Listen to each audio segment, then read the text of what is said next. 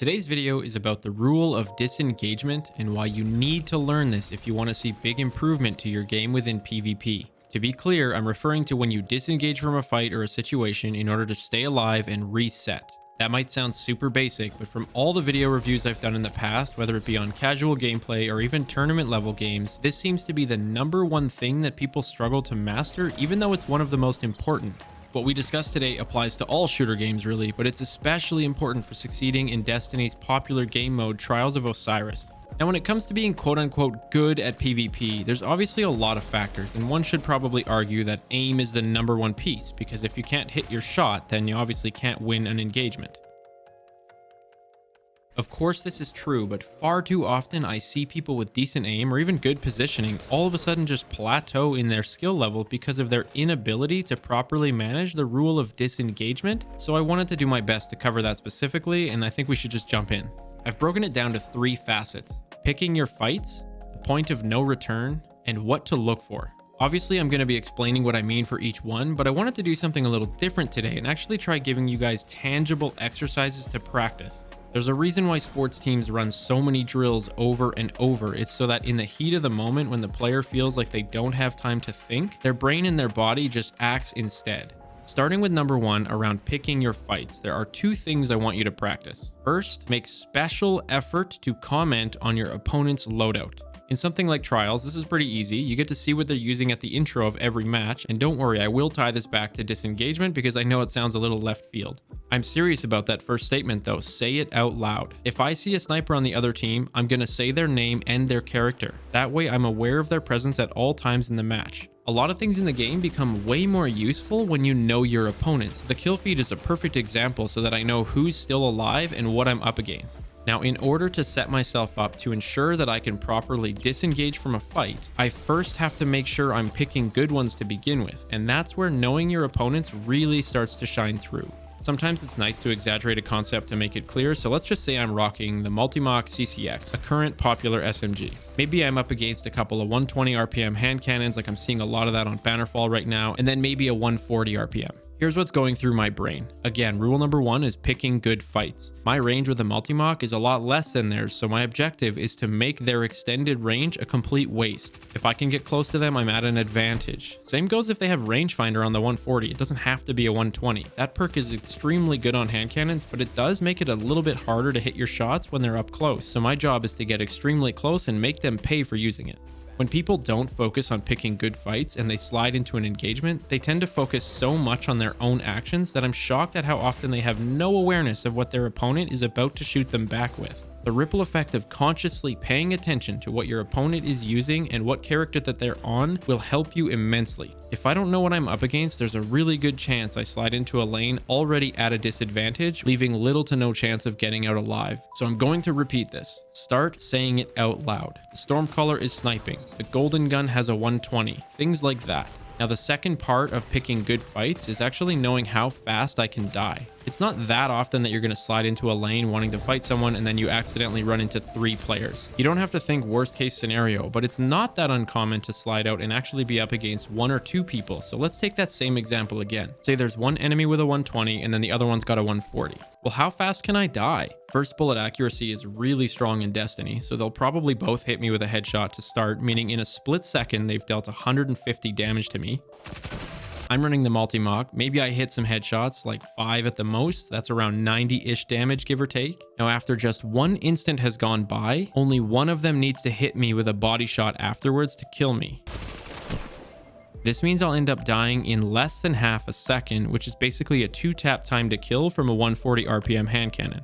Being cognizant of how fast you can die can really impact how you naturally play. Knowing that I have little to no chance of getting out in a situation like that, would I maybe pay a little bit more attention right before sliding out? Could I maybe second guess challenging that lane by myself and wait for a teammate? Do I even have an exit plan if I slide out and I do see 2 people? Should I start with a grenade first? The reality is that thinking about these things actually trains your brain to prepare in advance and make decisions faster in the heat of the moment. It all starts with knowing your opponents, so let me be very clear before moving on to section 2. I'm not saying sit back and camp, never challenging anyone, but simply that paying specific attention to even the small things like this can make an impact on how quick you react. So the tangible exercises that I guarantee will improve your gameplay are to call out your opponent's character and weapon out loud, think about their effective range versus your own, and how fast you can die if you decide to commit to a fight. I promise you will naturally make quicker decisions over time that will also become smarter, which is a good segue into section 2. When I do community video reviews in the Discord, I'll be watching them get into a fight, and then I'll think to myself, disengage because you've lost this one. They end up staying for a half a second longer and die time and time again. Which, by the way, we have nearly 4,000 folks in there, so if you're looking for people to play with or even get any advice on the game, just click on the link down below and ping me when you get in there so that I can say hi. In every single fight you get into, there is a moment in time where you can get away and stay alive, or you can keep fighting and either win or die. I want to help you find that line in the sand, so to speak, so that you can better learn when it's important to disengage or when you need to stay because it's too late to disengage. Let's use an example again, but this time I'll be using a hand cannon as well. I slide into an engagement, they headshot me, and I body shot them. On paper, I've already lost this fight, and there is actually no reason to continue, but most people's focus is just on hitting their own shots. Like, they don't really pay attention to the fact that they got hit, or whether or not they got hit first.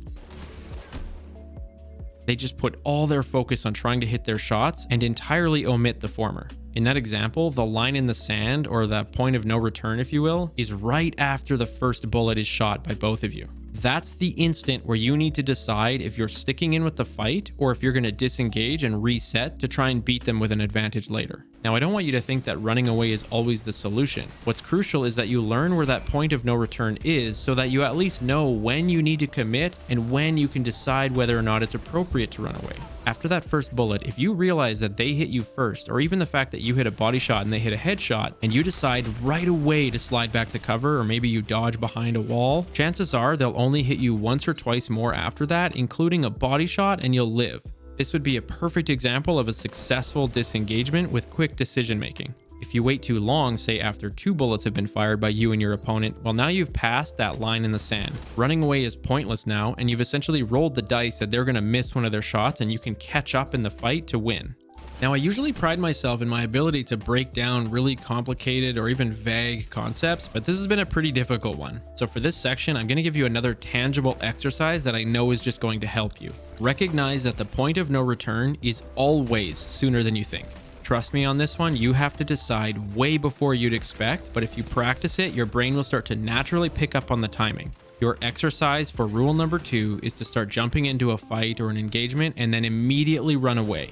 I know that sounds kind of lame, but you need to intentionally do this sooner than you think. Camping is not a skill, but getting out of a fight alive is. So many top level players get out of fights with a sliver of health and people think that they're lucky, but it isn't. It's because they know exactly where that line in the sand is. Hop into quick play, get into some engagements, and make it a challenge to see how many times you can get out alive. What happens over time is you start to get really good at surviving, and you end up subconsciously combining that with your offensive set within the game. Additionally, once you start to get the hang of where that point of no return is, you'll actually stop trying to run away when it's too late. Like, that's another thing I see a lot in the video reviews, is where people actually do decide to disengage, but it's so far gone that they end up dying with their back to the play. Now, rule number 3 is what to look for. I've tried to give you some specific exercises to do, kind of like drills in a sport, because I know that they're going to develop your timing and your decision making. Sometimes though, you can learn just by watching others. However, there is a catch. An old coach of mine used to tell me there's no point in reviewing gameplay unless you actually decide what you're looking for before hitting that play button.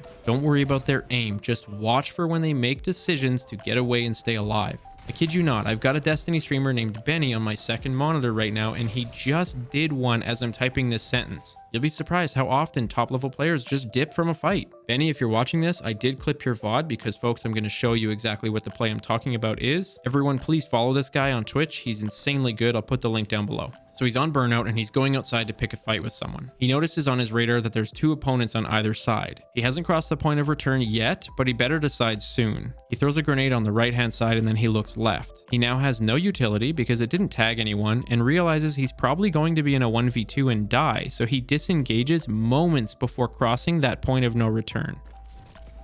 I'm out. I really like this example because that line in the sand happens so soon, it's before he even took any damage. He has a really long way to run back to that opening where his original cover is, and in order for him to travel that distance and get out alive, he needs a full health bar. As you can see, they did end up coming around the corner and challenging him, even hitting him twice. He made it out alive, but I guarantee you if he would have waited a moment longer, it would have been closer to him when he made the decision to disengage, they would have had a wider angle to the doorway, and he would have died for sure. In a trials match, that's the difference between winning and losing. Here's another example from a great player named Gold Eagle, whose link I'll also include down below. I was watching his video this morning before I started to write my script. Multiple examples happen. Might die here if I don't roll out. He slides out, takes his first shot like anyone would, and already within a split second decides to back out, even saying it out loud. Might die here if I don't roll out. Even though he had the best possible outcome, which was hitting a headshot on the opponent that he slid out to fight, he instantly turned around because he saw 3 people on his screen within his FOV, meaning if he wants to get out, it's now or never. There's no time to second guess. Moments later in the video, he's in a 1v2, uses cover to fight one at a time, wins the first engagement, and then in the second one, he quickly realizes that he's lost this fight and he has to dip before he crosses that point of no return. Oh, good shots by this guy. He's flinching me off. For your Section 3 exercise, I'm not kidding, just go watch your favorite players who are really good, don't pay attention to anything but how they disengage and stay alive. Lastly, by far the 3 most common mistakes that I've written down from doing video reviews in the past is people getting into fights where their range isn't at an advantage, thereby making it way harder for them to disengage and get out alive, not backing out instantly if they slide out and there's 2 people, and then finally in 1v1s, people staying in a fight even if they miss their first shot. Seriously, if you miss and they don't, get back to cover and reset. I hope this helps you in some way, and on screen is a clickable thumbnail to a different video where I blitz through 20 tips in 15 minutes. I'll see you in my next one if you subscribe.